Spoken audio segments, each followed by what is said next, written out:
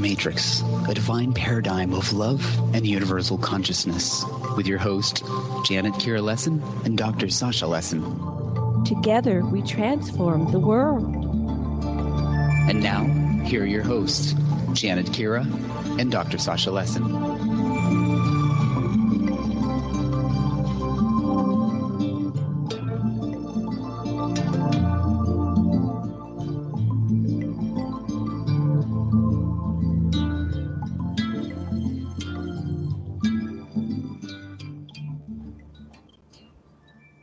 Hello, everybody, and welcome to the Sacred Matrix. And I'm your host, Janet Kira Lessin.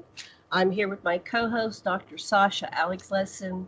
Our producer is Debra DeFranco.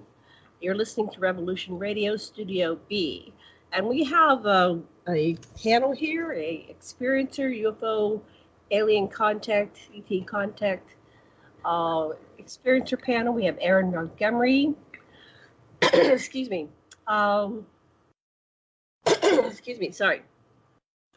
Robert Harber and Bruce Cornet. Dr. Bruce Cornet is here. He's going to chime in now and again. And in the background is Robert's partner. Trying to scroll down. Jenny Vasquez. And he has his two alien hybrid ET human little girls with him there. So this will be a very interesting show. We're going to focus mainly on Erin and Robert, with Bruce chiming in, and we're going to get through these 2 hours and make it as interesting as possible for you. So, Dr. Lessin, what would you like to say? Well, I want to know how old the kids are. Yeah, so we're trying to keep them quiet. They're young, and there's a baby, so we will talk about that a little bit here. I want to first welcome back Erin Montgomery. Welcome back, Erin. Thanks for coming back to the show. Absolutely. Thanks for having me. Yeah, so let's start with you, a little bit like a Reader's Digest version of your story. We're focusing on your alien contact day, although you probably have a lot of other paranormal things going on. But go ahead and tell our listeners about you. And I do have a page on aquariumradio.com with the information on Erin and Robert, and I have to finish updating it. I didn't get to finish it before the show, but I will have the links to the broadcast on that afterwards. So give me a day or so, and I'll have everything up. But go ahead, Erin, take it away. Oh, let's see. Reader's Digest version of my contact experience. I am third generation out of at least four generations of contactees. My grandfather, father, aunt, myself, many cousins, and now my children have ET contact. Some of the contact that I've had has been rather traumatic, and I have worked hard to overcome those feelings of trauma and come to understand exactly what is going on and how to communicate well with these beings that are coming into my life on a regular basis. I have been a part of the hybrid program, and I know that I have many children. However, none of them are on this world as far as hybrids go. I do have two of my own children, but how much ET DNA is in them is up for debate. Yeah, how do we know, really? Because that's part of this whole phenomenon. You could have ET DNA and going back, 3 generations and going forward. So we'll discuss that today. But how do you, tell us about the ones you do know are hybrid. Excuse me. I have had interactions with many different children on ship. Many of them I remember giving birth to and naming and, seeing when they're tiny and then later on, as a toddler, sometimes as an older child, and the few I've met as adults. And this is, it sounds bizarre to talk about these things actually out loud, but it's the truth. And like I said, many of them have names. I remember going into labor. Usually at the point in time when they are extracted or taken from me, I'm about 3 months along. I have no proof as in like phantom pregnancies that have been documented through doctors or anything. However, I have had all of the symptoms. I know what it feels like to be pregnant, and to go through those hormonal changes and then have the, with no reason to be pregnant, and then just have that disappear. It's been quite an experience. So let me ask you about let me just ask this. So you actually went into labor. Is it the same labor that you experienced giving birth to a human on Earth? Or since it's at 3 months, what are the differences? Depending on this, where I am at the time that the child is extracted. Am I on ship or am I taken into more of a military type environment? In the military type environment, it's extremely painful, just as going into labor with a human child. I mean, it hurts. On ship, I really don't feel the pain. It's more pressure and knowing what is happening. Yeah, it's just like an understanding of, okay, now it's time for the babies to come out, which sounds kind of flippant, but there's no pain involved. You're blocking your pain receptors somehow, either psychic abilities. Yeah. I would assume that's what is going on. Yeah. Sasha has a question. Well, it's just an observation of when people were into pathologizing hybrid pregnancies. They just said, that people would come in and they would go through everything, the changes in the nipple, everything, and they would just get written down as though they were crazy, as though they had a neurosis but it may well have been a part of the hybridization program, and these people were not sick at all. They just weren't remembering or talking about it. Right. Well, and it makes you wonder, is it some form of like conversion thing where I think I'm pregnant, therefore my body becomes, pregnant, like you said, with the changes in the nipples, the having to urinate all the time, the heaviness in the belly, the feeling of the uterus, if I was to lay on my stomach and it just not feel right, things like that. And the exhaustion, the level of exhaustion, I could have created it, but I really don't think so, having had these other experiences and memories of having these children. Erin, the thing that's interesting to me is that it doesn't have to be either one or the other. It could be a co-creation too, Absolutely. Absolutely. And so you had a military birth and one on board ship. Let's take the one on board ship. Which species were you involved with? Did you see the fetus? Did it look humanoid? Did it look reptoid? What did it look like? I couldn't even tell you the alien species that are involved in the birth because I don't remember seeing any of them. I usually see myself alone in the rooms where I'm giving birth. It's almost like I'm doing it myself. I don't necessarily think that's what's happening, but that's, the recall that I have is just being alone and giving birth. Oftentimes in a tank of some sort, like a really, really big bathtub. I don't know what that is all about. The babies, when they are born, yes? Like a water birth. And how do they present? Do they come head first? They do present head first and usually face up, which is interesting because I don't think that is the way human babies are normally born. My first real child was face up, and my second child was face down. I know that I was also born face up. So I don't know. It's interesting. Necklaces make you able to push with the back with the back.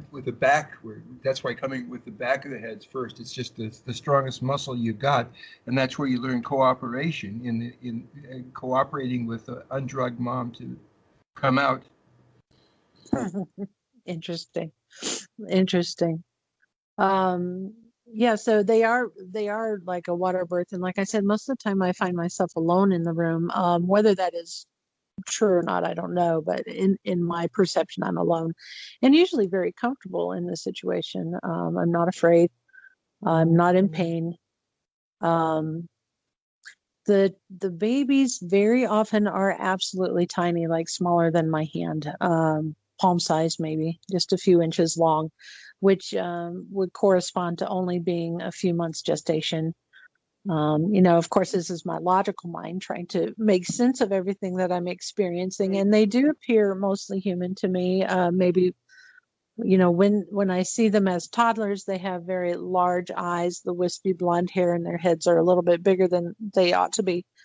But very So human. what stands out to me, because I was with Stan Groff for many years, and what we really looked at was how important during the actual labor, the compression of the child, particularly of his skull, it's like 100 pounds per cubic centimeter on the skull. And this is part of bringing the life and the vitality, and it's and I just wonder these. If you and the cesarean children are totally different, and there's and the difference in human children is that the cesarean children are just mellow and accepting, because they didn't learn how to struggle. Right, but I wondered if it's different because you're delivering what we would call a premature baby at only It'd be the same 3 thing. They months. don't have to struggle. So they wouldn't Right, be. there's no struggling. Yeah. And it's a water birth, so and then you were all relaxed, but how did you push it out? That's what I can't quite get. Is it the And same? I'm not going to say I actually remember. I'm trying to recall, and I just remember bearing down as if I was pushing. But I don't have a strong recall of the situation. Was it different in the military birth? You said it was painful. Did they do a water birth, or was it? No, that was absolutely horrible. And as I talk about my different experiences, I have very loving, sweet, kind, gentle experiences. I have things that were scary, and then I have this particular one. I remember being in an underground facility with military personnel and seeing hundreds of other women around me, all of us screaming on cots, and just the excruciating pain, like just that ripping, horrible, giving the labor feelings, and just it was awful. It was bad. Now, did you see any of those children when they were born, or you said you saw the one with the water birth later, and with wispy hair and large skull and big eyes? What about the military one? I did not get to experience that child, and I don't believe I've ever seen that child again. Mm-hmm. Interesting. And there were only 2 births, or were there more? Oh, I remember many of them, and oftentimes, if I'm on ship and I'm have actual recall of giving birth, it's just a very sweet and kind and very loving moment to being able to bond with the baby, play with the baby, touch the baby, things like that. And so there's just a complete difference in the experiences I had underground with the military presence. But there was only one military birth that I can remember. One military. Did you put the baby on your chest? Did it suckle? It was really. No. What happened? How did you touch it? No. What was it like? Did it have what were its little hands like, and its feet? Just absolutely tiny. What I remember is manipulating the arms and legs and rubbing with my thumb, because they are so small. And in my mind, I was changing diapers and things like this, and the diaper's the size of a thumbnail, and the whole time thinking in my head, this is so surreal and so strange. Why would a baby be so tiny? But Wow. no, I didn't no suckling. There was nothing like that. It was just, holding in the hand and just, and there was also, I don't know if it's an incubator or what, but just a very small, like, I'm trying to, not a basket really, but a very small like a half circle type of bed that could fit in the hand. Very tiny little thing. So what was their support system? They were able to breathe on their own, and I honestly don't know. In my experience, whether it was, full reality or not, yes, it appeared that they could breathe on their own, but they were in those little containers. It makes me wonder what it really was versus what I was perceiving.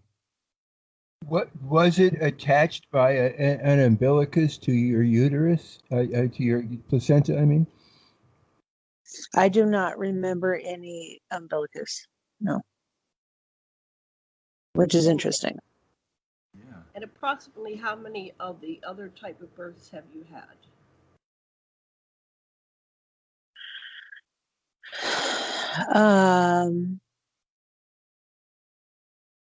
I can recall like 7 of them, and I suspect I have had many, many more.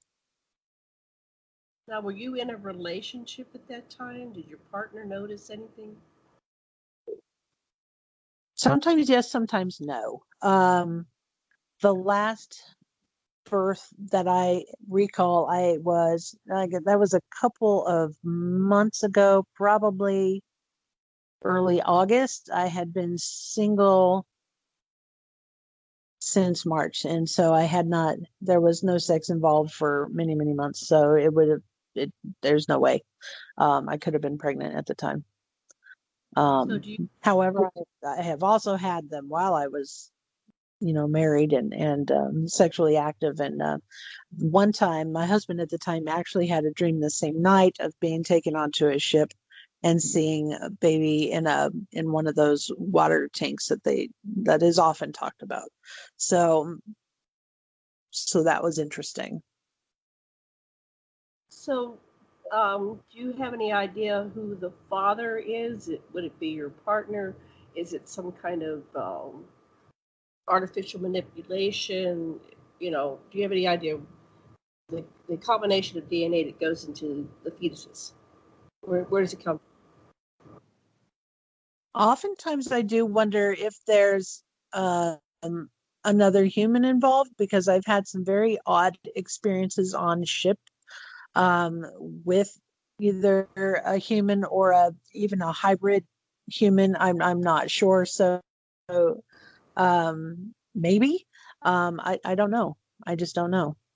One of the things that one of our interviews, Elizabeth was talking about, was that they abducted this whole group of children, and they had them relate with each other and other species, and they actually were studying the relationship of sexual contact and the kind of children they can be bred by, that sort of thing, versus just test tube stuff. And some of the stuff that we were studying here in Hawaii is that when there is petting and affection and stuff like that, the chance of pregnancy is way greater.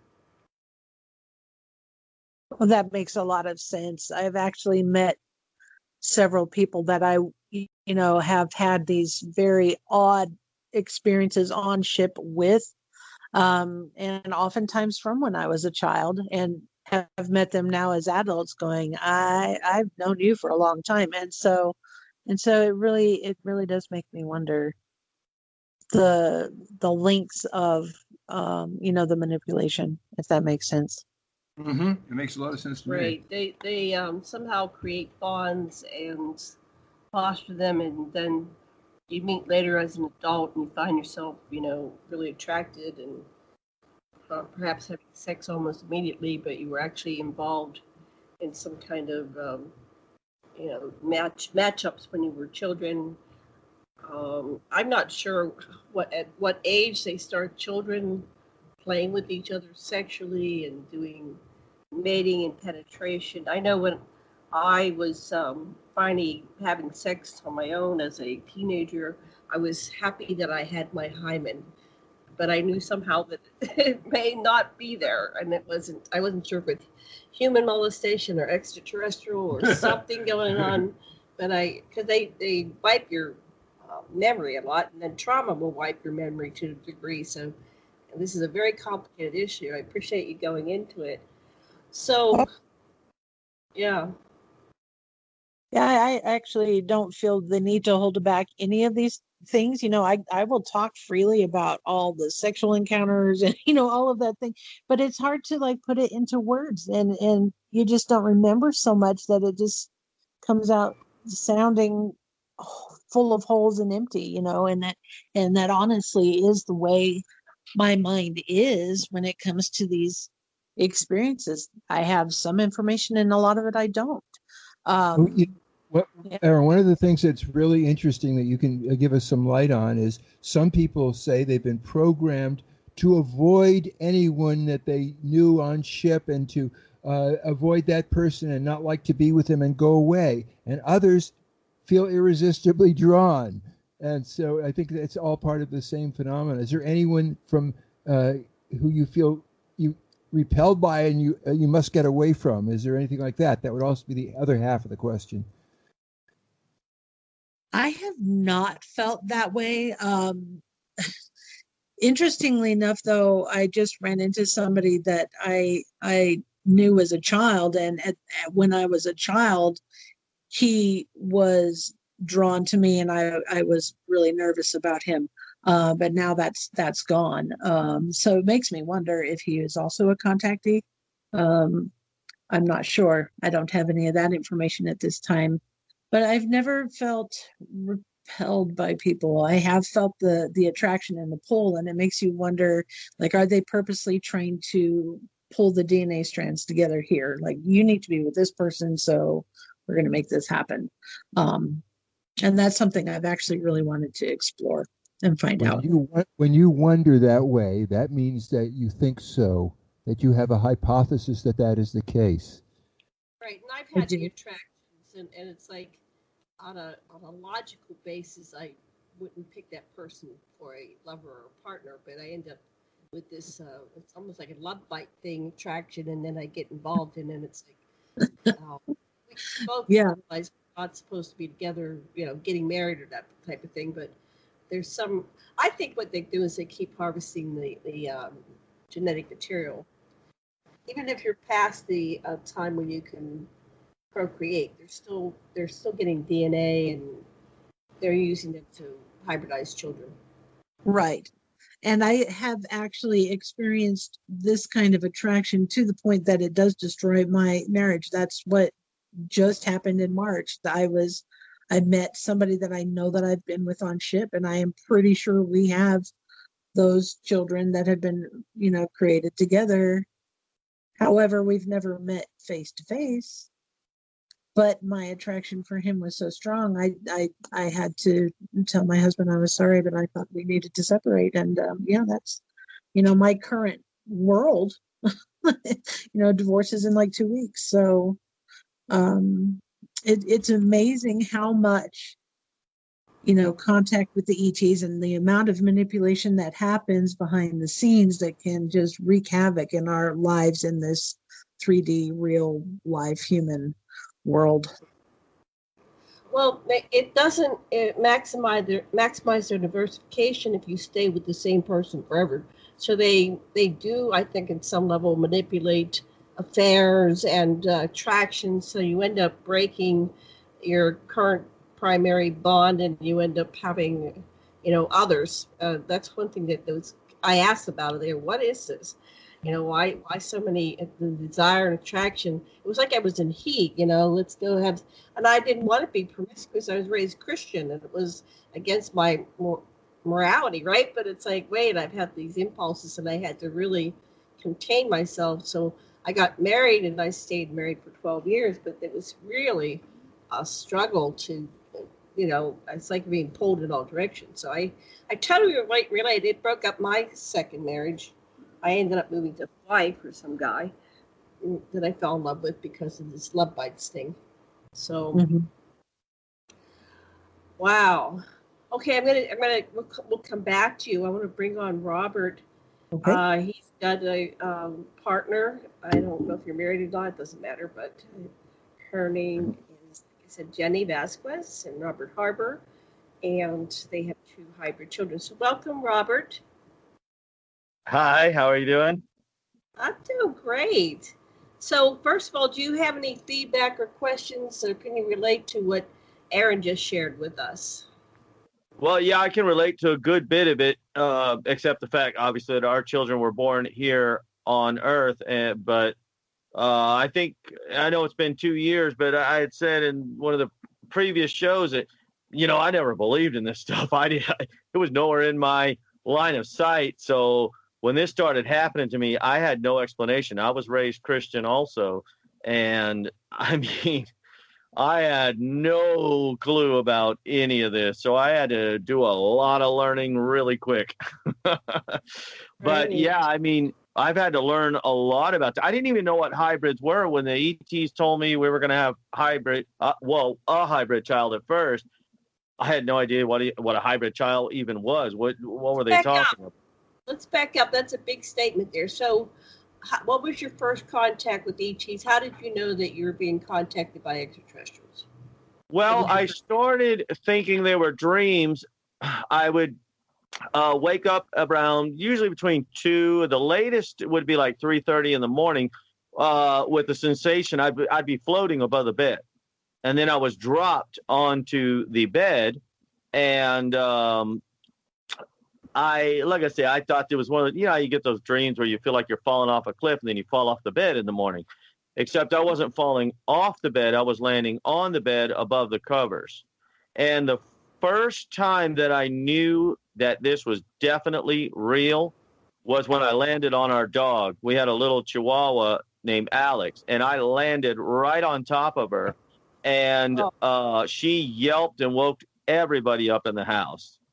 And she wasn't hurt or anything, but, she was definitely shaken up from that. And my ex-wife was asking me what happened. I said, I don't know. I said, was I floating above the bed? And I don't even know why I asked that at the point, because I still wasn't fully awake. I was still groggy, trying to figure out what in the world just happened.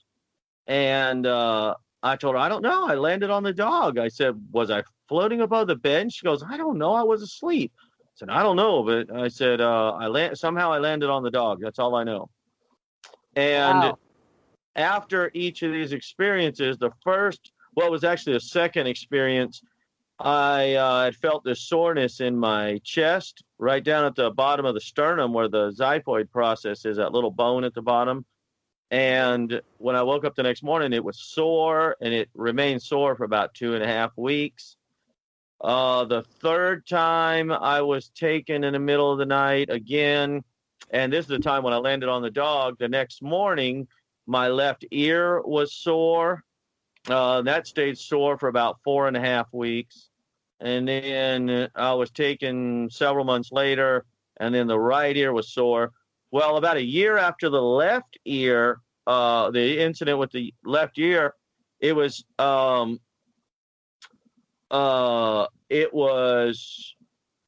almost a year to the day. In fact, this left ear started beeping, and it's been continuously beeping ever since. I thought something was wrong, with my ear. And so my daughter was with me on the road, one of my older daughters. And I said, I've got to go get earplugs, because every time she coughed, sneezed, or anything else, or even talked loud, this thing would ring back like feedback from a microphone. If you stand too close to, the speaker with a microphone, you get that ringing. Well, that was happening in my ear. And when we went to Walmart to get earplugs, they announced something over the intercom on there, because it was right before Christmas. And this thing rang so loud. My daughter was standing next to me, and she heard it. And she said, what was that? And I said, I don't know. My ear just started ringing. I said, right when they were speaking on the intercom.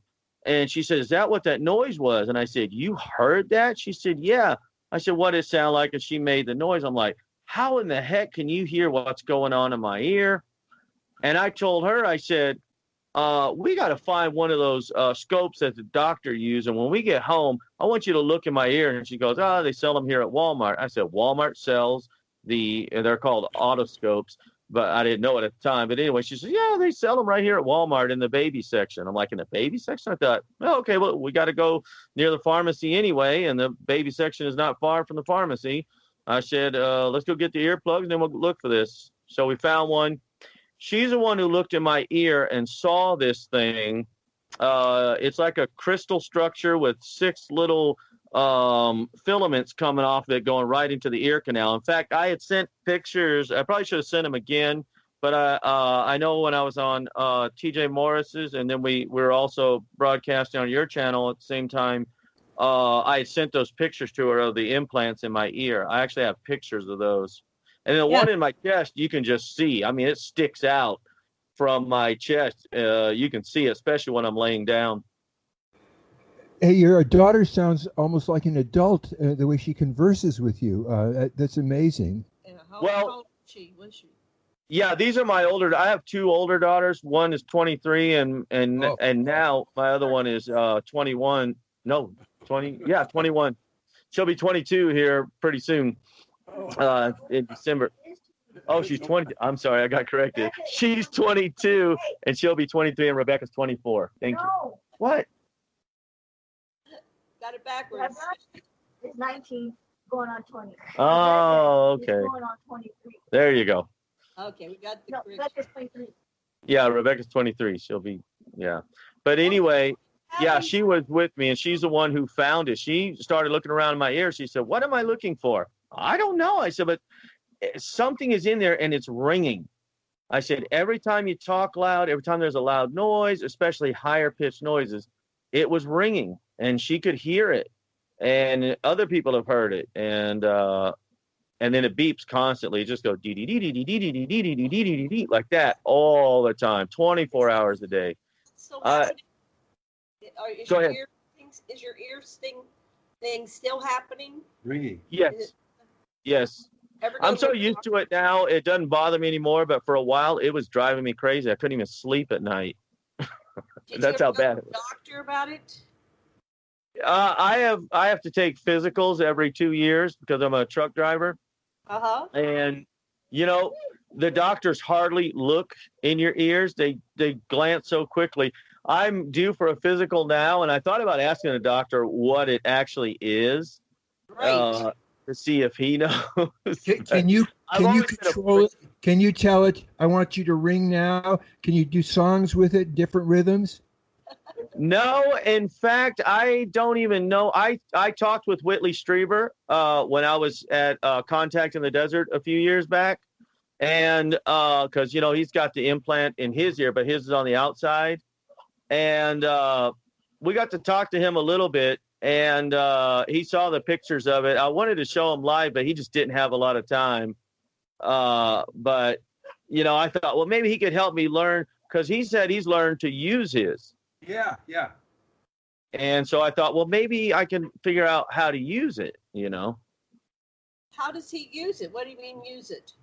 Well, he says it actually, like a screen comes up in his line of sight, and there's words that just scroll across, and the ETs have helped him write several of his books, and so, and also his wife Anne has helped him also, and she's been dead for how many years now? 4, 5, it might be longer than that, but several years.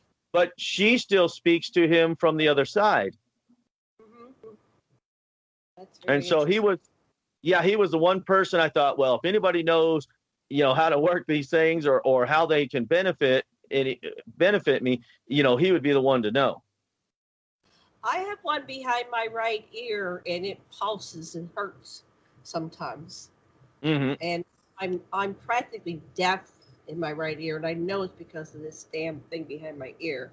So I hope you don't lose your hearing. But there's times. Yeah, I have trouble hearing, and my ear plugs up a lot. I mean, literally, like if you were to go up in the altitude and you try to pop your ears and you can't pop them, That's what it's like. I'll be just sitting here sometimes and I can just feel it plugging up, and all of a sudden everything sounds so muffled. Yeah. In fact, these things are putting out a signal, and I don't know if I mentioned this the last time. I go through earbuds about every 3 to 4 months. I burn out, especially the left ear, because the left ear is the one that beeps. The right one doesn't beep, but there is an implant in there too. And I burn out the left side. I have like 5 or 6 pairs that I've saved because I thought, well, maybe somebody could analyze them and see what's going on. But I burn out earbuds every 3 to 4. Maybe I get 5 months out of them. Hey, Even Robert, if I buy the good ones. why you? Why are you getting all these things? What do they want with you? DNA. Yeah, I was going to say, the only thing I can think is DNA. Maybe there's something in our genetic line. That's all I can think of. Scottish background. Well, I'm Scottish, Irish, Cherokee, and Comanche, so I don't know. That's the magic combination. Yeah. Your older daughters, are they hybrids? What do you know about them? I don't think so, because I didn't have any experiences back then. Like I said, I really had no frame of reference when they were born. But now my daughter, my middle daughter now, Debbie, the one that's 19, she's an experiencer, and her child is a hybrid. Okay, so they like your DNA. Yeah. So it must be also that they like that you're public, because you're going public and they're not smashing you for it. Yeah, you and Erin are both going public. Right. It must be time. Well, I didn't at first. I didn't even know what to think about this. I honestly had no frame of reference, no way to understand this, because it was just nowhere in my field of view. I was like, I was doing pretty good financially, and things were going good at the time. I mean, they're not now with the COVID stuff, but I mean, at the time we were doing pretty good. So it was a complete change of thought patterns and everything. So let's go back to the conception of your. You have 2 younger daughters. How old are they? Okay, the first one just turned 2 last week on the 12th. And that's Aurora Azteca. And our second one is 9 months, and her name is Alara Aria. Does the old daughter, a 2-year-old, speak yet? Yes. Yeah, she is walking, talking, and running. She's known how to use a cell phone or electronic devices since she was like 7 months old. Wow. I don't know. She just started playing with the phone one day and even now, I got her own phone because she was always using my phone or mommy's phone to watch YouTube. She loves this one program she watches all the time. Their names were given to you. Yeah, and by the way, their names were given to us. The ETs told us what to name them. And so Aurora and Alara? Correct. I know what Aurora means, but is there a meaning to Alara? Yeah, what was the meaning for Alara's name? You know better than me. But yeah, what was it? I'm trying to remember. I'm not good with this stuff. Like I say, I have I'm all new to it. But they told Jenny that we were to call the first baby Azteca, and so Aurora was the name that we chose, but Azteca we had to have in the name. Now, how do you spell Azteca? Azteca. Are you Aztecan by heritage? Wait, is it Azteca or Azteca? What spell the Azteca with like Aztec with an A on the end. Aztec. Azteca. Okay, that's Aurora Azteca, and Alara's middle name is Aria. Aria. Aria, right. And the first or last name. Okay. They told you. Yeah, they told us both. Well, both names is what they gave us for Lara. The second name. Or both for Lara. Yeah, they gave us both names. How do you know they're hybrids? How do they look different than pure humans? Well, when Aurora was born, now both of them were born early. And what's interesting about Alara was she was over a month early. Now Aurora was 2 months early, but we know for sure, the nurse told us that Alara was fully developed, and we knew what the date of conception was. Because the ETs came to each time Jenny got pregnant, they came to us that night and told us that she would be pregnant because she was not able to get pregnant before this. I don't know. We never had her tested to see why. Huh? Okay. And so the one thing about Aurora was when she was born with black eyes. I had never seen a child with black eyes before. I've heard the stories, but I'd never seen it. And her eyes stayed black for almost a month.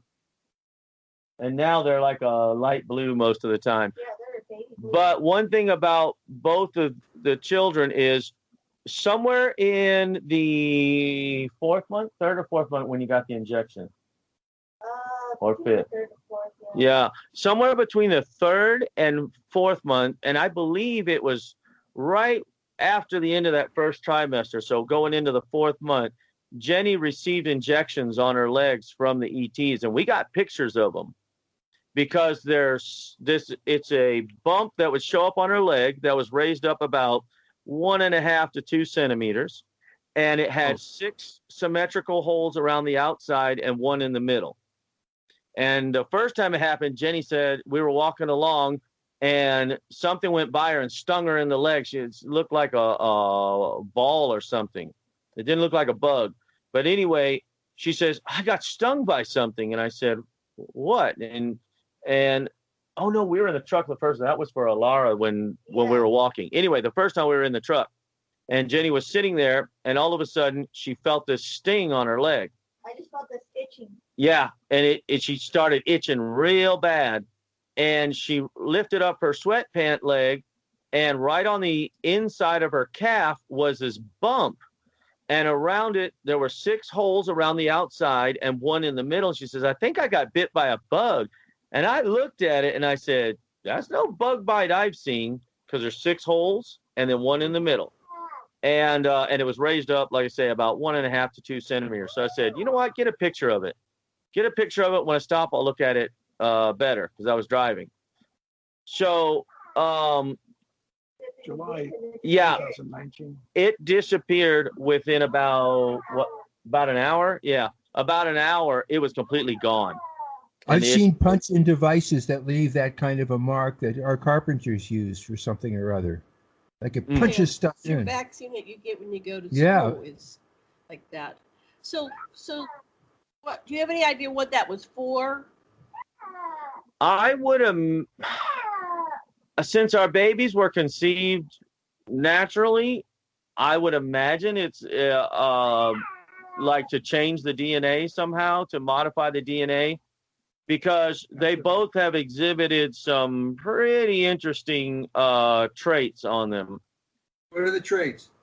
Okay, the first thing we noticed, like I said, was the black eyes on Aurora. And the second thing that we've noticed on both of them dealing with the eyes is the fact that their eyes can shift from round pupils to oval pupils, like cat-like eyes. That's what they look like.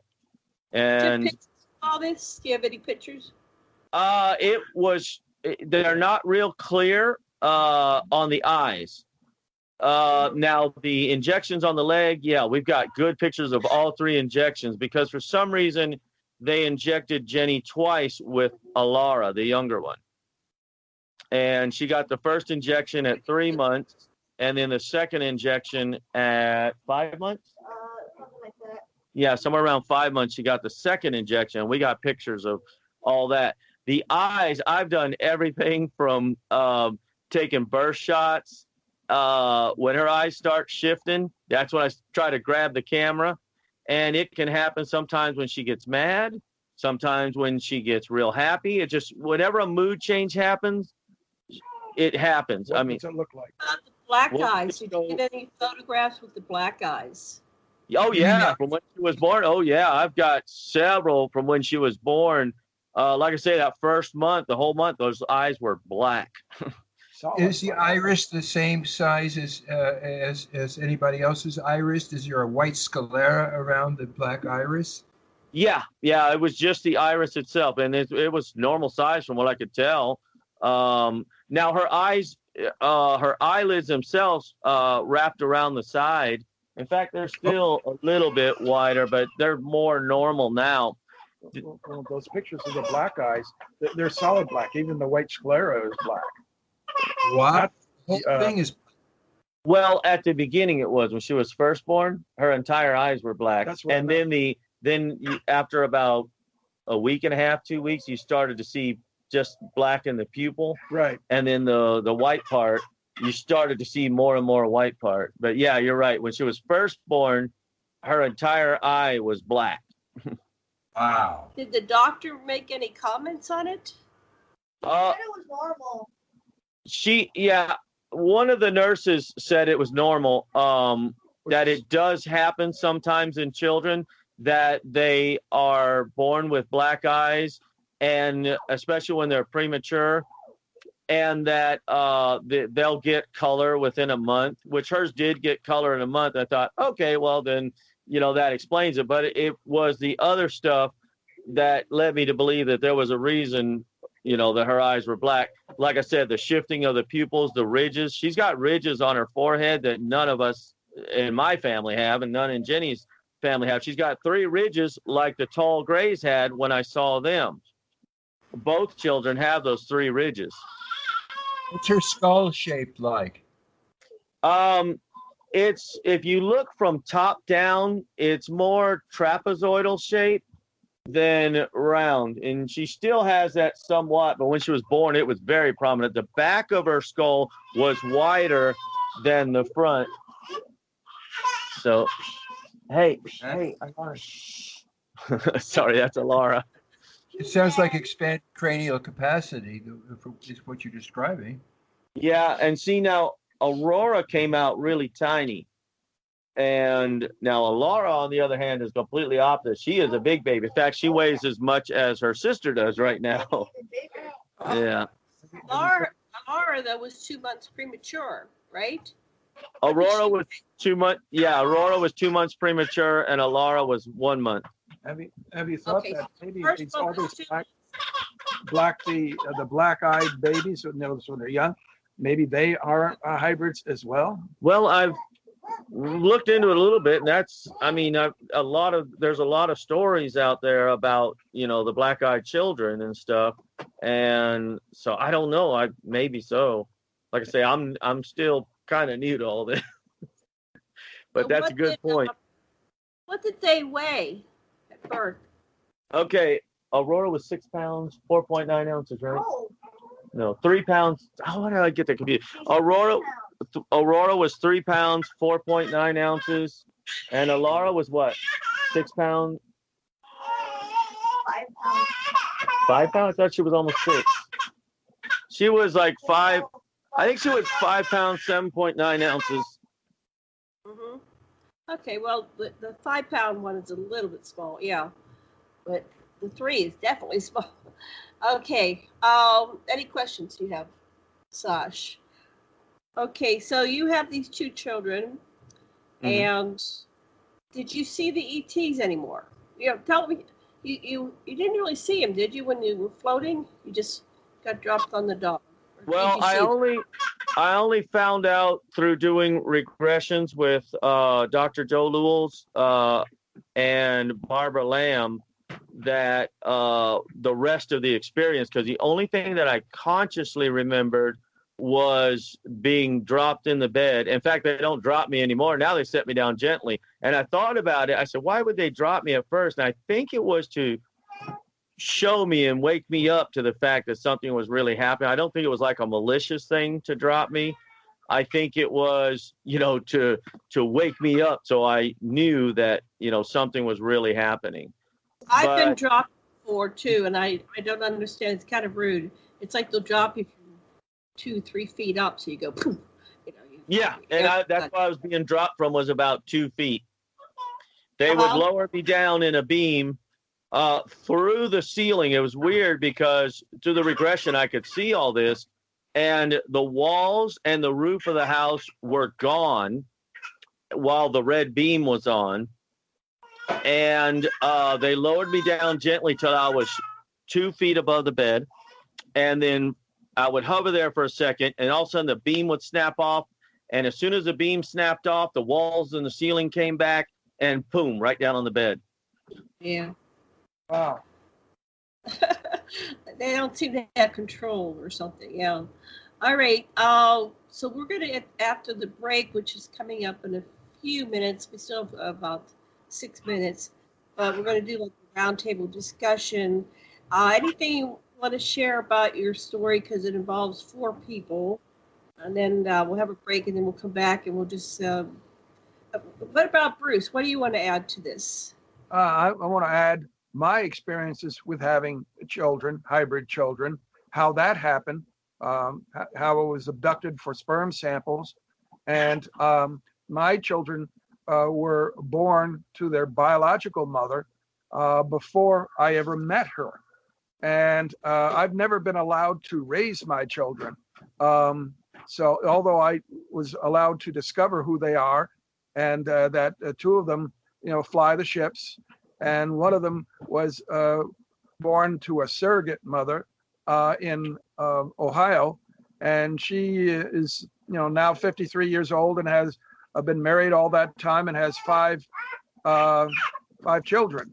So, but I was allowed to actually discover them, find their pictures, or my oldest daughter's picture in the Princeton yearbook, and my wife at the time also met her twin daughter. Not twin daughter, twin sister, and confirmed that they were twins. And I remember the times when I was abducted for sperm samples. And so in this particular case, one of them was allowed to grow up on Earth, while the other 2 are with the ETs. Right. So some of them get to grow up on Earth, and some are on board ship. And so, Erin, you have, I guess it was 2 children, and then you guys have 2 children. I've never been able to. I've seen my children. Some of them, I've been told I have a lot more. And Sasha, you don't know anything about. You don't have any children that you're aware of that's over there. I might have some in Tonga from when I was an anthropologist. Yeah, he doesn't know. I guess boys don't always find out they have children in the world. Okay. So, we have like 4 more minutes. Okay. So let me go back to you. So these children that you're raising, besides the eyes and the eyes being able to shift and change, do they have any other abilities? Yes. Are they psychic? Yeah. What's going on? And I have video of this, and I had Bruce here as a witness for this last Christmas, right? It was, yeah. Well, yeah, last Christmas.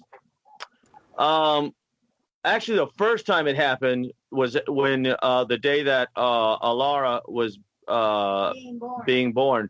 But the video is from Christmas. Bruce had come over, and we all had Christmas together, and I showed Bruce this. Now, I have one of those, I don't know if you know what the mindfold masks are, but they're like meditation masks, and they cover your face completely, and you can look them up. There is no way that you can see through this. I use it when I do meditations. And there's this, I guess you call it a phenomenon, but it's really an ability that everybody has.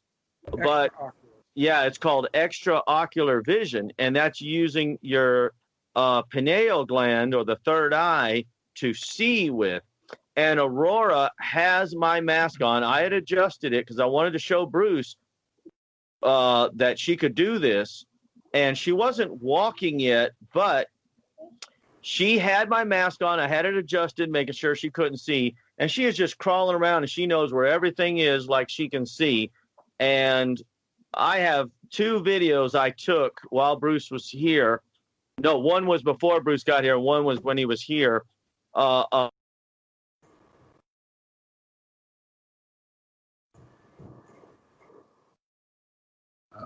are you there? Did we lose you? Yeah, it says so right there. So this is really interesting. We're filling in. Well, we're trying to get these guys back.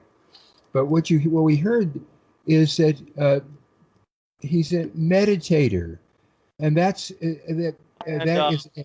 Oh, here he is. It's pretty amazing. The first time he actually did it was in the truck. I had drove in from,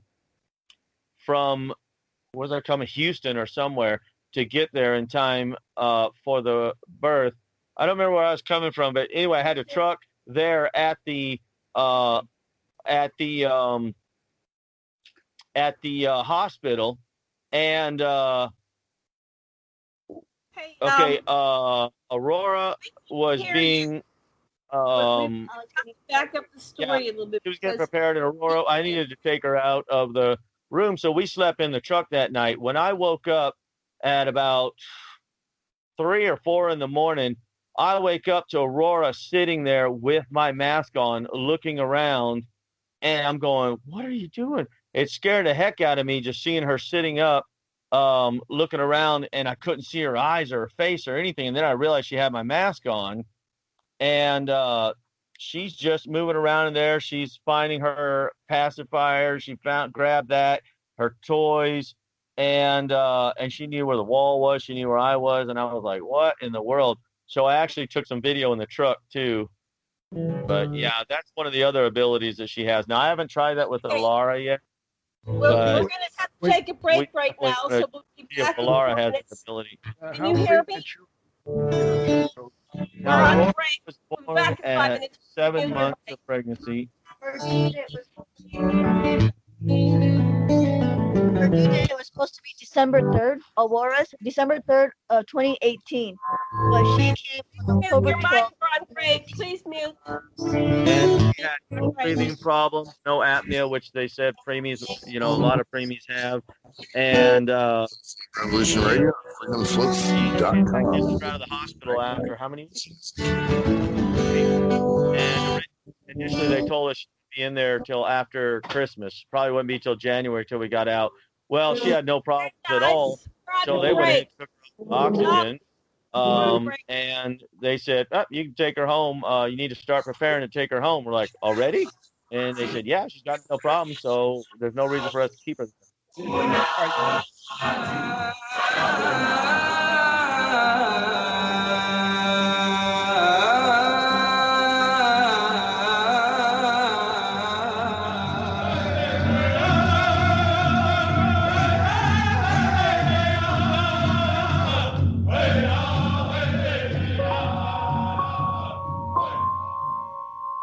Join Revolution Radio every Wednesday, 8 p.m. Eastern Time on Studio B for Momentary Zen with host Zen Garcia at freedomslips.com, the People Station.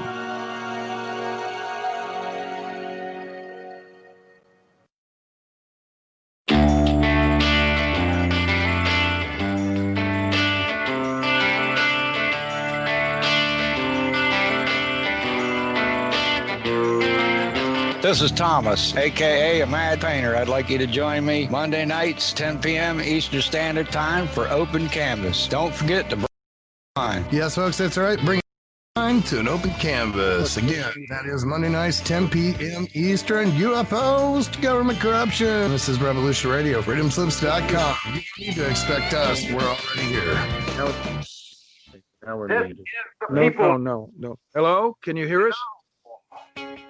We are the fighters. Yeah, we're muted. Okay. Fighters with all that is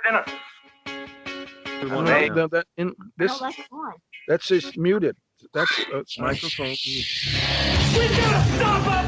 They're gonna kill us all! See how the trouble you've started? be they the government, be they industry, be they organized labor, be they anyone, or human beings. Time when the operation of the machine becomes so odious, makes you so sick at heart that you can't take part. You can't even passively take part. And you've got to put your bodies upon the gears and upon the wheels, upon the levers, upon all the apparatus, and you've got to make it stop. And you've got to indicate to the people who run it, to the people who own it, that unless you're free, the machine will be prevented from working at all. Revolution Radio at freedomslips.com, the #1 listener-supported talk radio station, throwing ourselves upon the gears of the machine. Revolution Radio, where information never sleeps. You called down the thunder, well now you got it. Right, you tell them I'm coming, and hell's coming with me, you hear? Hell's coming with me! Revolution Radio.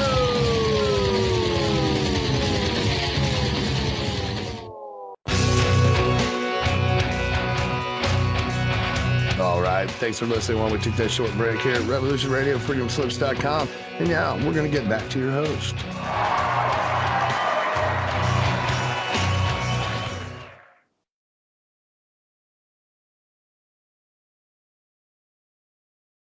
Hello, everybody. Welcome back to the Sacred Matrix. Okay, I think you can hear us. I'm your host, Janet Lessin. I'm here with my co-host, Dr. Sasha Lessin, and our producer is Debra DeFranco. You're listening to Revolution Radio, Studio B. Hopefully everybody can hear me. We're having some audio problems. Our guests are Erin Montgomery, Robert Harber. We have Dr. Bruce Cornet, and the children. And Jenny Vasquez are in the background. Can you hear us? Can you hear us? I have to finish doing the commercial, and then we'll bring you back on, okay? So. Yeah, when were we cut off? I don't know, but let me finish what I have to do, okay? Before we get back to our show, we have to remind everybody to please go up to revolution.radio, and the top we can repeat tab what's going on here. On the top tab, please, one moment, just let me finish. Make your monthly donation or your recurring donation. And we do thank you very much for your donations because they allow us to bring you these shows. Okay, we had some audio problems. We were not sure what was going on. We couldn't hear you for a while, and then we could hear you. We lost the story. You were telling us. But let's just start with the round table because we have 1 hour left. I want to go back to Erin, and we're going to ask each other questions. So, Dr. Lessin, what question would you want each person in the panel to answer? What I would find really interesting, if you would each focus on a scene that you remember either directly or in hypnosis, and notice what was in that scene and pick one object in that scene or one person in that scene and let the story unfold just a little more than it already has, and just notice what comes up. Oh, before we get to that, and I'll have you do that again, but I forgot Debra. I always let Debra at the top of the second hour ask her questions. Debra, are you there? Sorry, the sound went out. I didn't hear anything anybody said. Okay, what questions do you have for the panel? What feedback? What comments?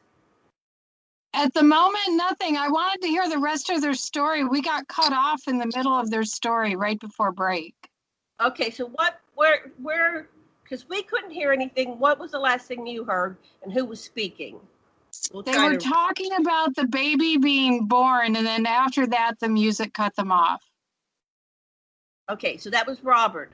So Robert, let's get that piece. So the baby, which baby was it? Aurora or Laura? Okay. Go ahead. I remember what I was thinking is that hood that you meditated on had a coherent field in it. It wasn't just a piece of cloth. It had whatever you were doing, something happened inside that thing. That's what I got. Yeah, these are, you can order these online. They're called Mindfold masks. And what they do is they basically block out all the light. It's some sort of plastic-like material across the front, and it's got a foam seal that goes all the way around, down to your cheeks, up to your forehead. In fact, it goes to the top of your forehead, and it really blocks out all the light. And what I was saying was that Aurora, the first time she did it was the night that Alara was born. And I woke up we went out to the truck to sleep so that Jenny could get some rest, because Aurora was just being, I mean, she was full of energy that night, and she wouldn't rest. And so this was right after, in fact, this part happened right after the night, that Alara was born. And then at night, I took Aurora down to our truck to sleep, instead of going home, because I wanted to get back up early in the morning and go in and see Jenny and Alara. She sat up at about somewhere around, I think it was 3:30 in the morning. She had my mask on, which she had never put on before, and she's just looking around the truck, and I'm going, what is she? It scared me at first, because when I looked up, I mean, it was pretty dark in the truck. When I looked up, I could not see her face, and I'm going, what is going on? And I got closer and looked at her, and I noticed she had my mask on. Well, she's holding it up to her face because the straps were adjusted for me, and she's looking around, and then she reaches down and picks up her pacifier, as if she can see it, and she put that in her mouth. And then she looked for her bear that she sleeps with the mask on, and it's over kind of behind her, and she finally finds it, reaches, grabs the bear, and pulls it to herself, and and hugs it, holds it like she's hugging it. And I'm going, what are you doing? Can you see with that thing on? And she's just looking. She looked straight at me, and then she reached over and gave me a hug. And I'm going, how in the world are you seeing through this thing? I wear this mask all the time, and I know that you can't see through it. And that was the first time it happened. And then, like I said, when Bruce was here for Christmas, we videotaped her crawling around the apartment with the mask on, and I adjusted it for her face so that I knew she couldn't see anything, and she was just crawling around like she could see everything. Avoiding objects. Yeah, she was avoiding objects, and she was crawling through everywhere, and I was like, oh my gosh. So I just tried it again a week ago, and she could still do it. She still knows where everything is, and she could see everything, and I don't know how she does it. Ask if, when we were cut off, did you miss the part about premature, how premature their children are? We got that part, and I want to keep this moving because we're going to be really short. Let's go back to Erin. I know you've been waiting for a long time. What would you like our listeners to know more about your story? We've got about 45 minutes left of the show. Erin, back to you. Back to me. Do you want me to focus on that question that you had asked, Sasha? About going more into yes, I really would, if that's okay. Yes, that's fine. Go ahead. Okay. It's like opening up a little bit more. Right. And my mind immediately goes to the last birth that I had just a couple of months ago. And the baby's name was Chandra. I remember her name being that. I don't necessarily remember giving her the name, but just knowing that was the child's name. And I remember introducing her to 5 other children, and that's kind of where I'm at. Like, I want to look into that, and they're very young. I would say the oldest no more than like 4, and the youngest maybe toddler size, and they were all female. If you were Chandra, if you were to enter into her consciousness and look out through her eyes at mommy and at the other children, what is your existence in that scene as when you are she, as Chandra speak? That's interesting because I can like immediately do it and I feel love and I feel closeness and I can feel everybody's curiosity and just an immediate bond with everybody that I am with. Is there anything you'd like mommy to comfort. know? What would you like your mommy to know? I would want my mommy to know that I was safe, that I'm completely cared for, and I have all of these siblings with me now. I'm not alone. What is your life like, Chandra? I hear laughter and games. There's a lot of fun, but in a very learning type environment. And it's weird because as I'm in this mind, she's already a child who can run and play, even though it's only been a couple months. So I don't know if I'm seeing outside of time or what it is that I'm experiencing. And I actually see her playing not only with her siblings, but with small gray beings as well. Where do you live, Chandra? On ship. On board ship. Huh. Go ahead, Sasha. What question do you have? What would I would like you to do is to shift back and forth from being Erin and being Chandra and see what happens in the dialogue between the two of you. Say when you're Chandra and when you're Erin. As Chandra, I would say, or it's almost like I could, this is very easy to me, which is a surprise from the last time that I tried to do this with you guys and I shut down completely, but this is very easy. And it's very much a look at me and look at all the fun that I'm having. And from myself here thinking, I feel so disconnected and yet connected at the same time. And she immediately says back, but that's the way it is. There is no distance. We're connected all the time. You're not away from us. Oh no, that's going to make me cry. It's okay to cry. Yeah, because I've always, hearing other women talking about this and their children being not with them and how upset they are. I have never felt that level of being upset that I'm not with my children. I haven't had that, and I was wondering if something was wrong with me, and I now know that there isn't because I am with them on ship all the time. And this is it's really interesting. And Chandra's like, just see, this is just the way it is. Everything's fine. We are growing up completely cared for and nurtured the way that we need to be, and it's because of you that we're able to do this. And that just makes my Erin heart grow phenomenally. I had no idea. I had no idea that the impact that I could have here on Earth at the same time as on ship and being with my children. Chandra, what will you be when you grow up? What will you do? Doctor. The doctor. That was like an immediate answer.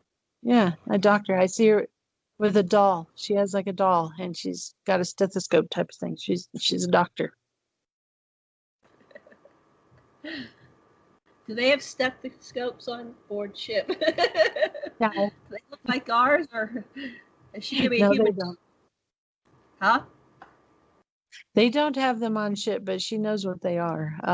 Or at least I'm being shown that. I'm not necessarily sure she's going to be on ship when she's older. Yeah, that's what I wondered. They're going to start walking among, coming down and being here amongst humans. When Chandra, when you want to speak to your mother, you want to communicate with her, what somatic signal or what signal can you give her in her body so she'll know to pay attention to you? Is there some way she can know that you want her attention? Tap her on her leg. Cool. She'll remember that. Yeah. So very, very easy to do this. So are you going to have any more children? Okay. Erin. I'd prefer not to. At this point in time, I feel like my body is tired, and I have really worked on projecting that out. Like, I'm done. No more children. And I actually have the impression that that will be complied with. That's good. Yeah. So do you ever feel like you're the victim, or was this on some level choice to have these children? You know, when I first started to realize that this was going on, I did feel like a victim. But at this point, having, processed everything, I do not feel like a victim at all. The only victimization I feel is when the military came and took that child from me. But I think, I think that was a very malicious type of experience that I had, and nothing else has compared to it. I think that this was designed from the beginning, and I would assume that I came here understanding that this would be happening. If you were to enter the mind of the military people that gave you a bad experience, an experience with malice, what are you liking? What are you thinking about Erin? And what in the world is is your emotions and thoughts while you're doing these things with these women and with Erin? There's very little emotion. I know that Erin is carrying this child, and we want the child, and we're going to take the child. And we really don't care. Wow. We don't care about any of them. We just want those babies because those are important babies. What do you want to say to this military guy? I'm not sure what I want to say is going to be allowed on air, but it just the feeling of disgust. How dare you? How dare you treat somebody of your own kind with that level of callousness? There's no empathy there. Out of all the creatures that I have interacted with in my life, ET or not, that is the most inhuman person I have ever interacted with. There's one in particular. Maybe they weren't human. Were they not? Were they definitely human? My impression is yes, they were human. But they could have just been human looking. But no compassion, no care for the people that they were working with. It was awful. So what question would you like to ask Robert or Bruce or children? Jenny? Or Jenny, too, yeah. Yeah. Do you have any questions for them?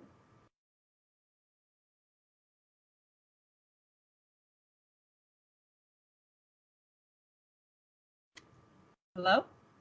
I think we're off. No, we're still here.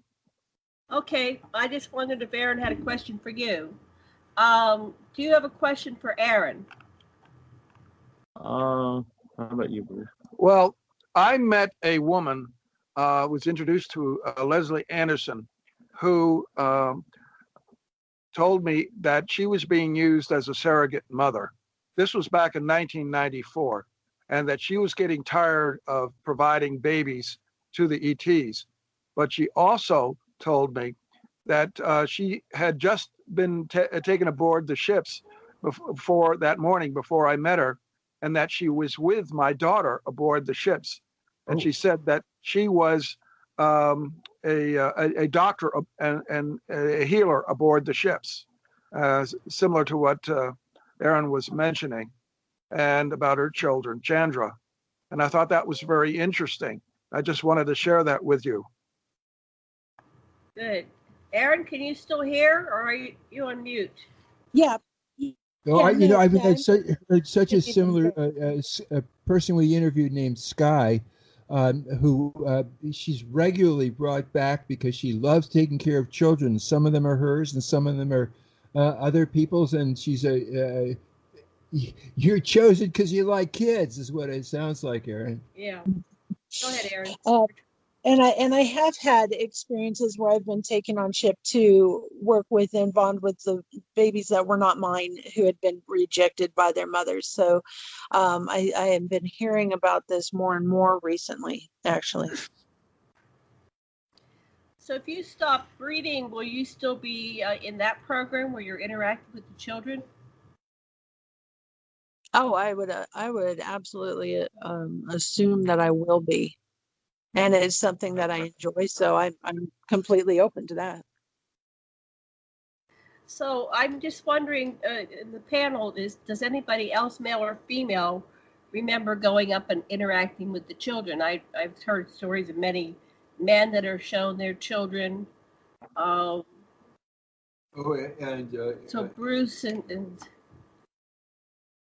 all the others, are you having any experiences on board ship with your children? Yeah, like Erin, other children. I had an extraordinary experience in 1994. I wanted to meet my children, okay, and but they wouldn't allow me to meet them on Earth. Instead, I found myself looking through the eyes of an ET at my children aboard the ships, and being able to interact with both my son and daughter on the ships and talk through this surrogate individual through whose eyes I was seeing through to talk with them. And they responded, and I heard their response. And that was the most extraordinary experience I've ever had with my children. But I've never been taken aboard the ships to meet them or be with them, as I recall, except maybe one time in 1995. Well, let's just stop with this fascinating idea that you were somehow in this using another body to communicate. What did that feel like? What was that like? I had talked to a friend, a psychic friend, who I said I was complaining that I wasn't able to contact them, and she said, "Well, if you type a letter, they will receive it." And I thought, well, wait a minute. This doesn't sound right. So on my computer, I typed a letter of how excited I was, my emotional state of having discovered that I had a son and a daughter. And then I went for a walk downtown in Red Bank, New Jersey. And as I was walking along the street, Kara, who is the spirit of my late wife, their mother, told me that that Honora had received my letter, and so I stopped, waiting to hear something else happening. Getting information about her reaction, and suddenly I was seeing through Kara's eyes. I was seeing my daughter in a large room that looked like an office space with various desks, and she was standing there holding a letter that supposedly was copied from the one I wrote on my computer. And then she started to cry, and she ran to her room aboard the ship down a hall. And Kara went after her and knocked on her door, and she opened the door. And I was at that point seeing my daughter, Honora, standing before me, but I was actually standing on a sidewalk in Red Bank, New Jersey. So your daughter's name was Honora, and they were Alora and Aurora. So what's with the A's?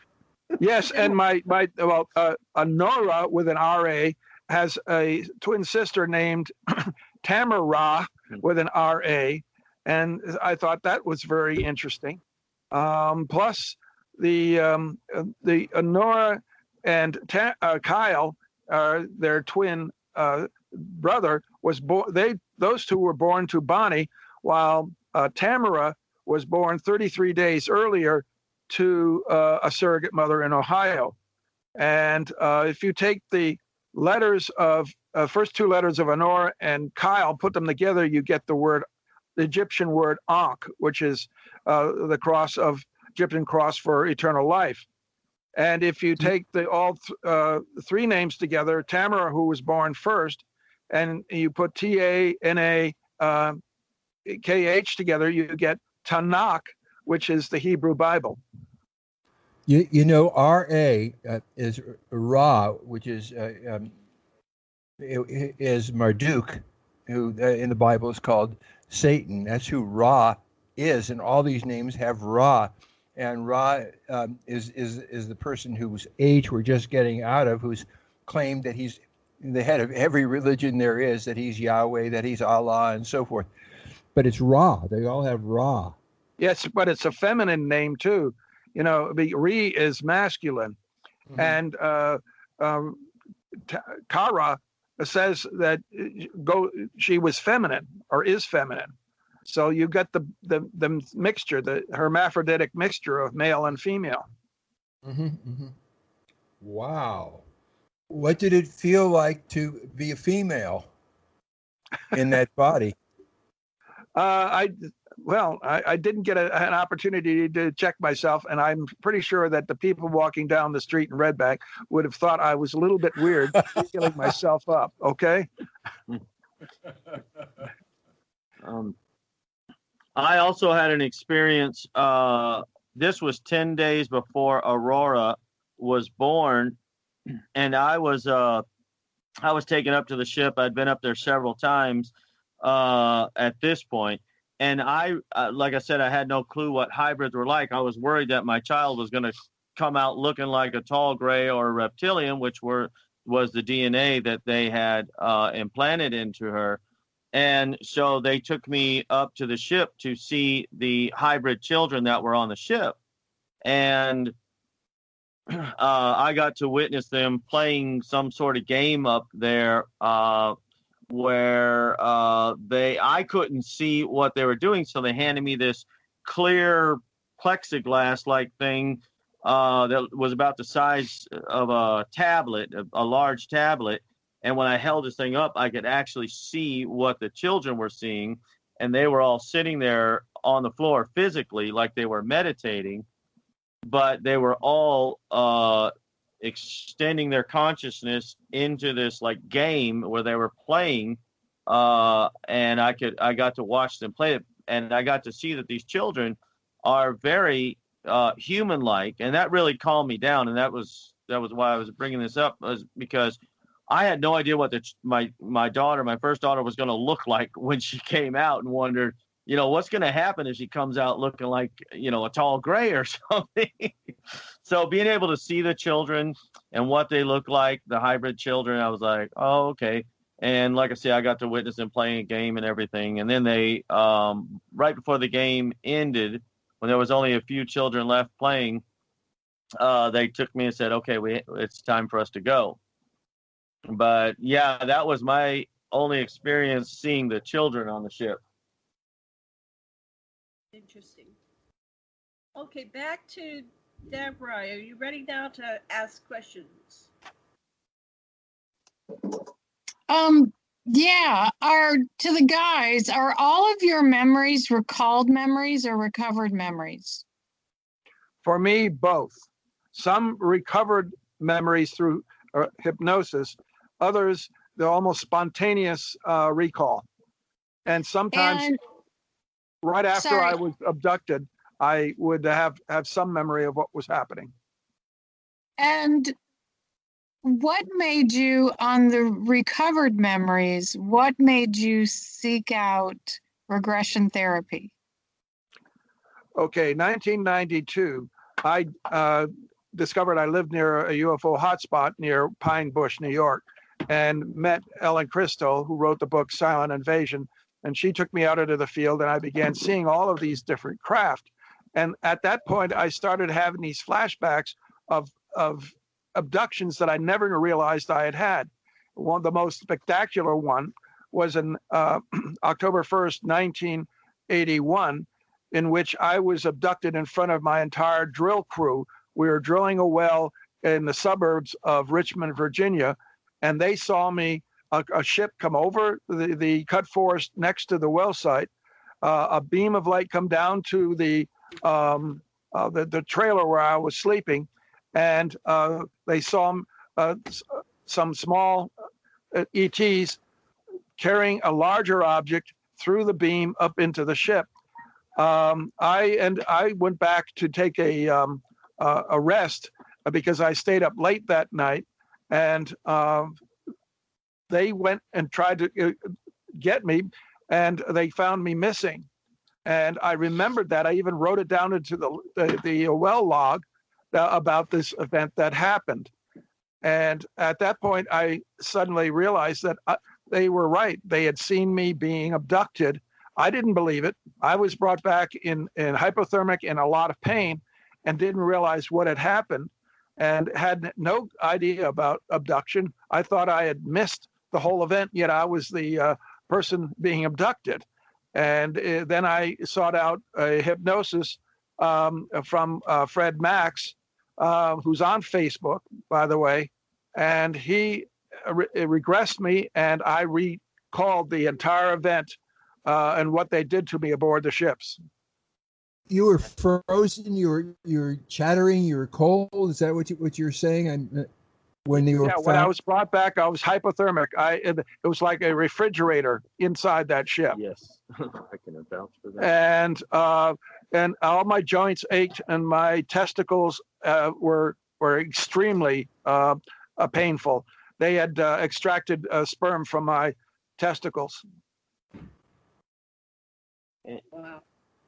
And in my case, same thing. Well, my earlier experiences, I guess because I wasn't open to it at the time, other than the part of being dropped on the bed, had to be recalled through regression. But the experiences happen now. I am able to, I don't need regression to recall them. I mean, I usually remember in the morning what happened. But I can vouch for the being cold on the ship because, yeah, I came back very cold also. Well, I don't know why they keep it so cold, but it's cold, especially in the area that I call the waiting room, which I've actually modeled that the parts of the ship that I know, including where they keep the different ages. They have them separated, the hybrid children, by different age groups. And they keep all that really cold. I don't know why, but the waiting room is the coldest room. And when I underwent my regression and under hypnosis, my wife was with me, and she said I started to shiver and become very cold, and I had to get a blanket and put it over me as I was in the chair, recalling my experience, and I literally became hypothermic in the hypnotist chair. Wow. Erin, what made you start seeking out hypnotherapy, regression therapy?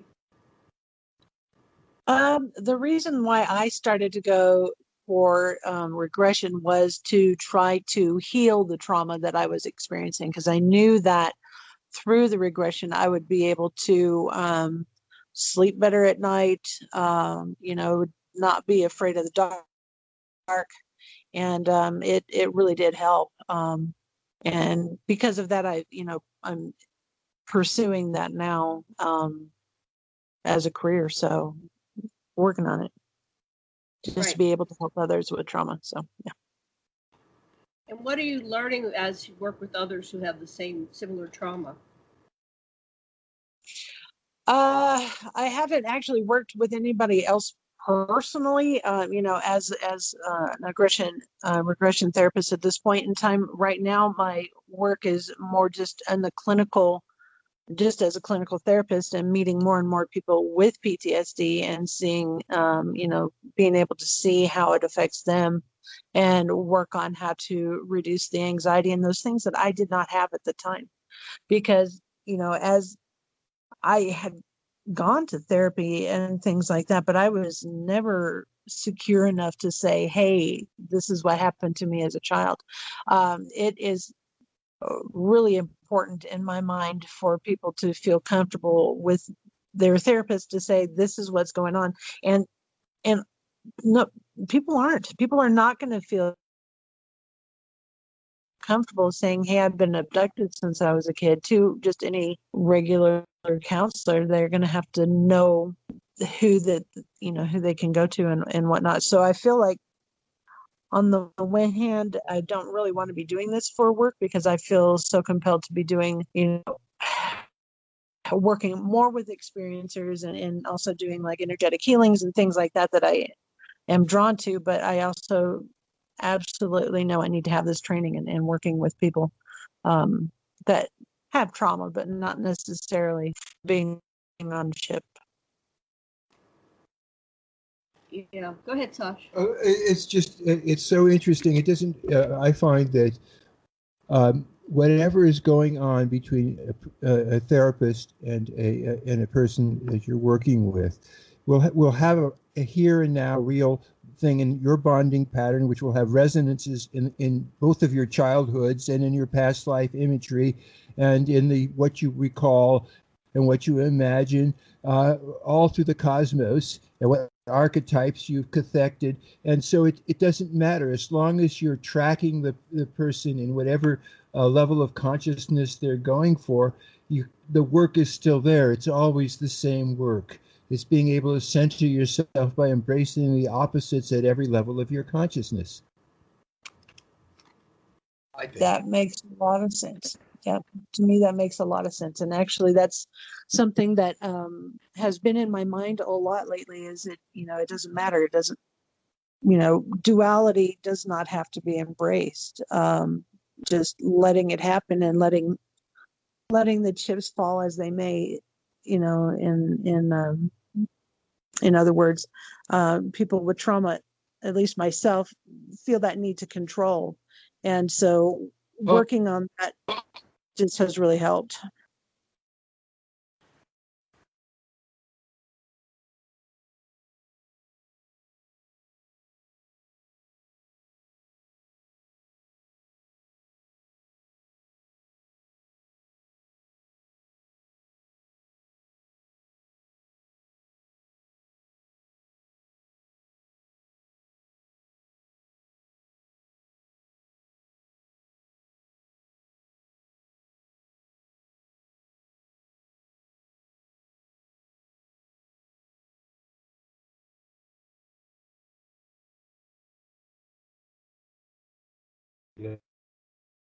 Yeah, I can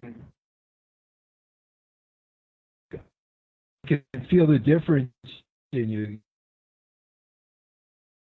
You're coming out so strong and centered this time. I love it.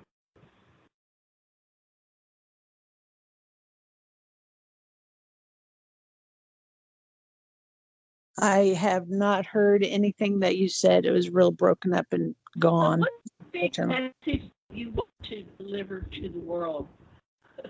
What have you learned about your personal mission and the group?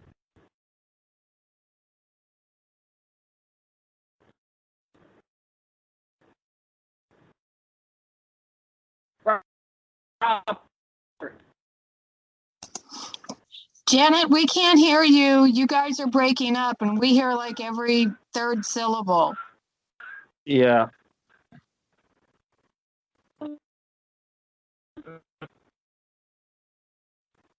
I don't know, the audio cutting out. Yeah, we're not hearing anything from Hawaii. Yep.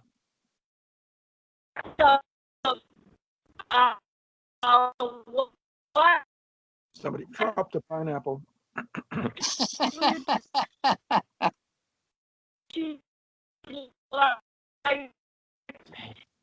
Janet, I think you guys need to hang up and call back in. We can't hear you. We can't make out anything you're saying. Sorry, audience. We're having technical difficulties at the moment.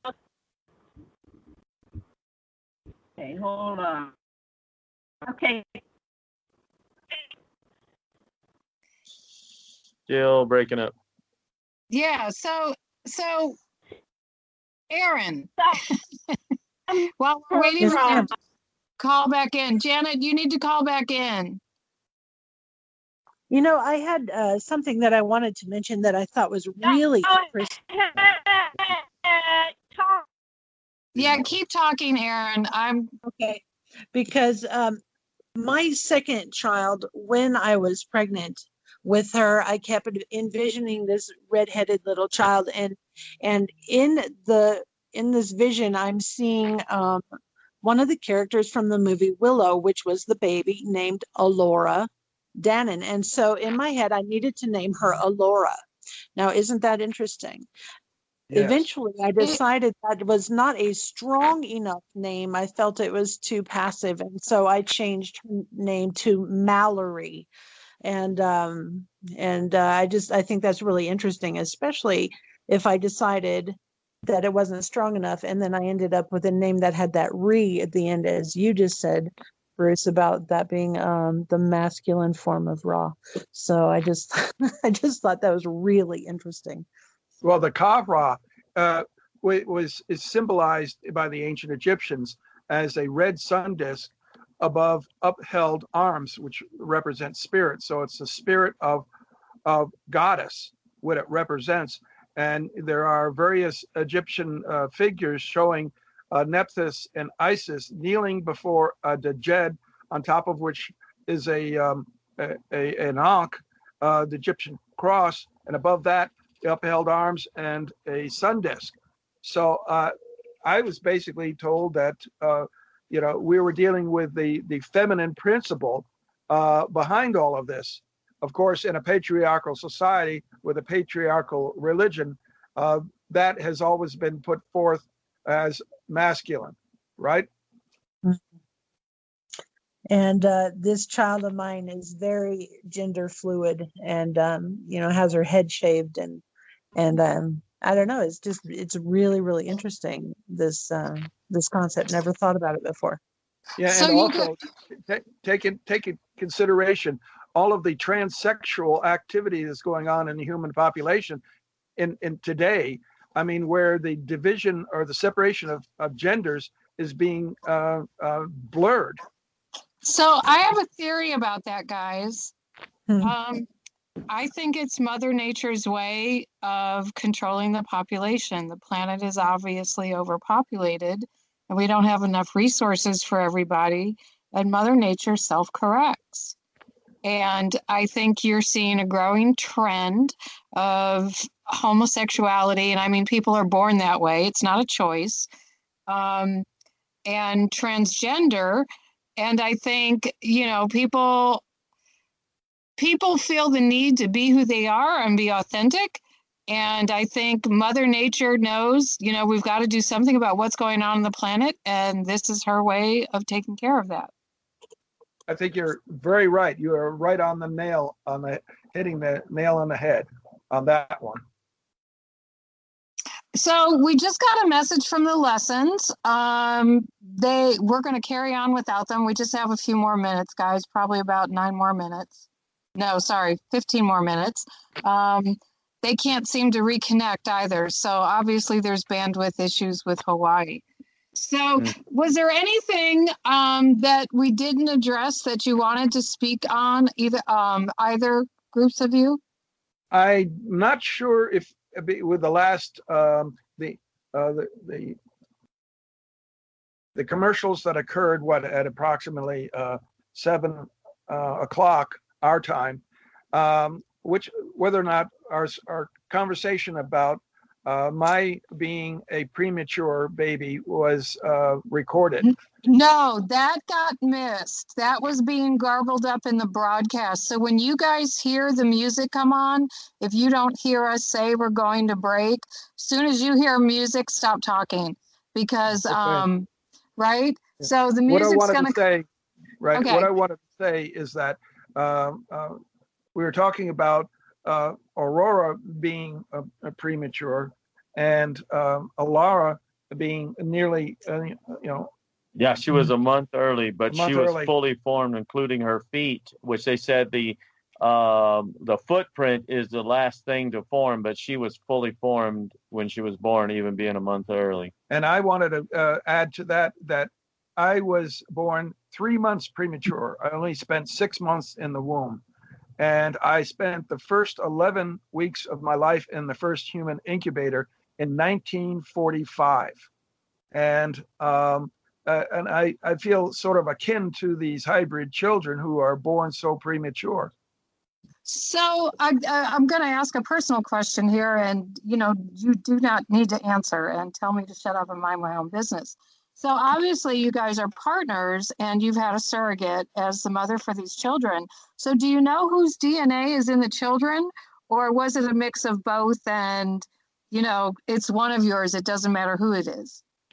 In my case, Bonnie, my late wife, who gave birth to 2 of my 3 children, she was on a mission on Earth, and I was asked if I would help her. She was in a lot of trouble medically, suffering from ravages of 21 operations for 3 cancers, and this voice told me that she was going to be brought down to me, and she was, and I spent 7 years with her exactly. And she wanted me to help her complete her biography on her, which I later found out was fulfillment of biblical scripture in Revelation chapter 12. And I have writing a book on this, as well as I have given talks on this. And when she died exactly 7 years after she moved into my house on the 12th of January, 1991. And at her gravesite, after she had been buried, my mother and I went to videotape her where she's buried in Houston, Texas, for her family up northeast. And her spirit appeared over her grave. And as I said, my farewell, and it's on camera, it's on the internet. And a second light appeared, a sun appeared in the overhead cloud. A golden beam came down, captured her spirit, and we saw the colors of her, the green, blue, and white colors of her spirit rise up into that sun. The beam contracted and the sun went out. Later, when this was in 1991, and later when software was available to be able to capture images and frames from that video, I discovered that because I had videotaped everything, even coming into the area where she's buried, I discovered that there was a huge white domed mothership embedded in that overhead cloud. And that was the first inkling that I had that I lived 7 years with a hybrid human. What do you mean it was embedded? You could see it? Yes.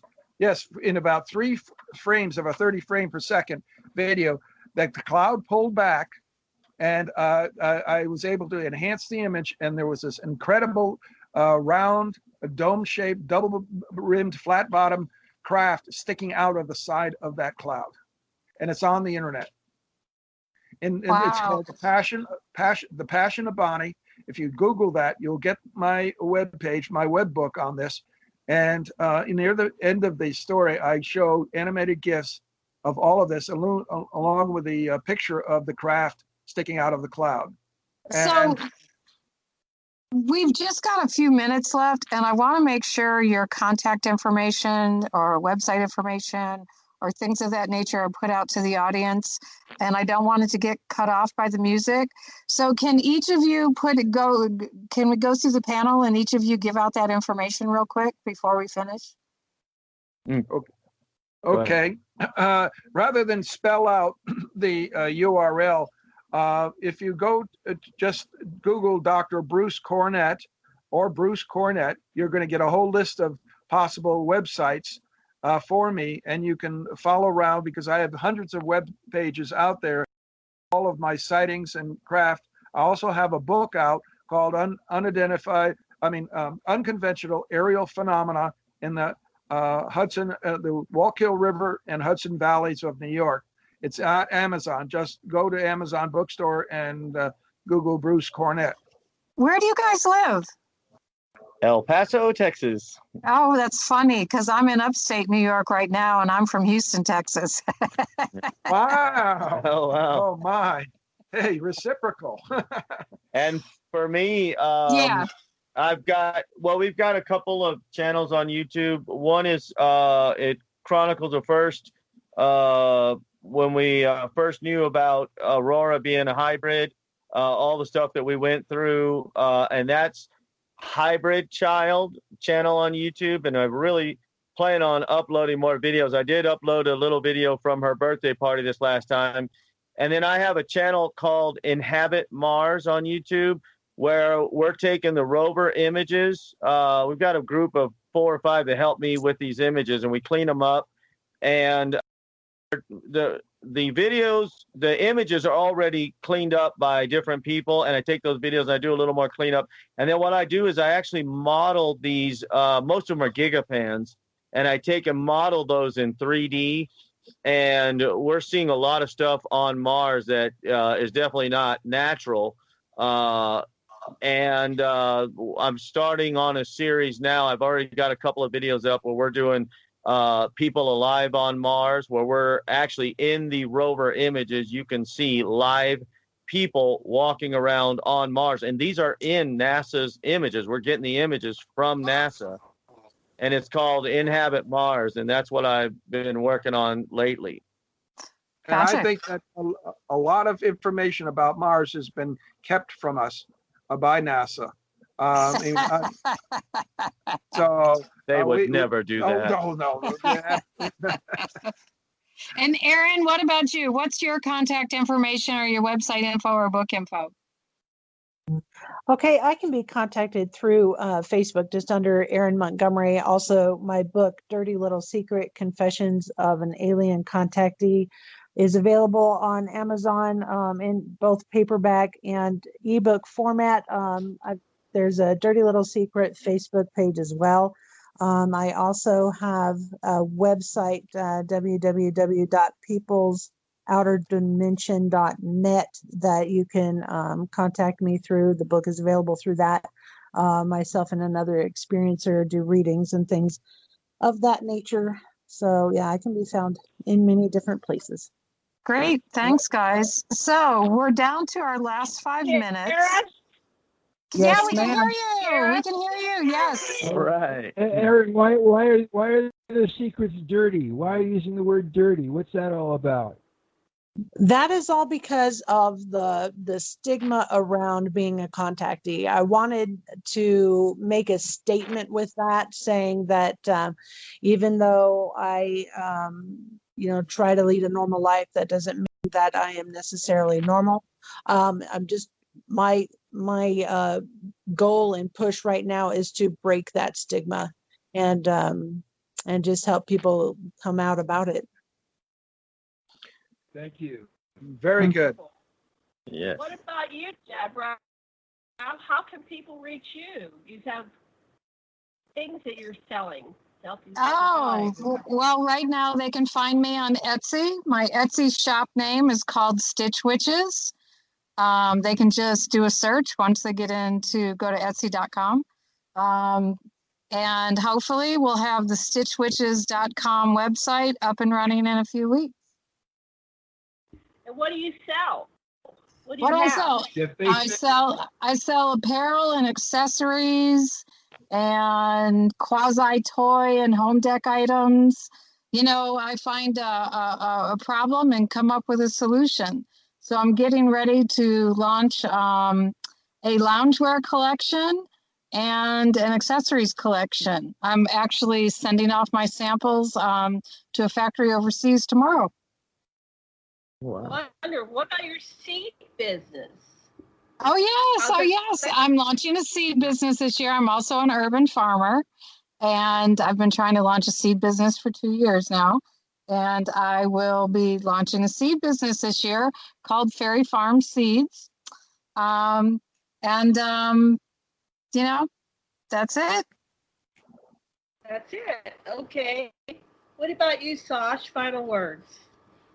Thanks so much for hearing us. It's like I know that many of you out there have your own experiences that are resonating, and you may recall stuff, or tonight when you dream, your dream will have some elements that, if you pay attention to them, will take you further into your psyche. Right. And Stitch, Debra, did you have something else to say? I see you type. What are you doing? Anyway, we like doing these experiencers panels. My apologies for the sound problems today. connection problems. I'm not sure what was going on. We're out here in Maui, Hawaii, and so who knows what's going on between here and there, because this signal bounces all over the world. But if you're interested in sharing your experiences with us as an experiencer, you have other topics, please contact us at aquarianradio@gmail.com. That's AQUARIAN radio@gmail.com. And we'd love to get you on the schedule. If you have anybody you would like to recommend for our show, they have other topics. We talk about paranormal and ghosts and reincarnation, life between lives, and we had a walk-in show a few days ago, and so we're interested in all these topics. And anything else you want to say, Well, Sasha? just the most common experience that almost every human being has had is continuing contact with dead people who you love and who loved you. And that's very important to pay attention to and honor that. Yeah, there's often crossover. We talked about her earlier and how he was talking to Anne, and she's been dead for several years. And so we'd like to hear about your contact with the dearly departed. And if you were there when people passed, often you'll see different things like other spirits coming to take your relatives or friends away. And that's often very spiritual for everybody involved in this the birth-death ritual. We want to know about your near-death experiences too. Particularly, sometimes you get a preview of coming bardos.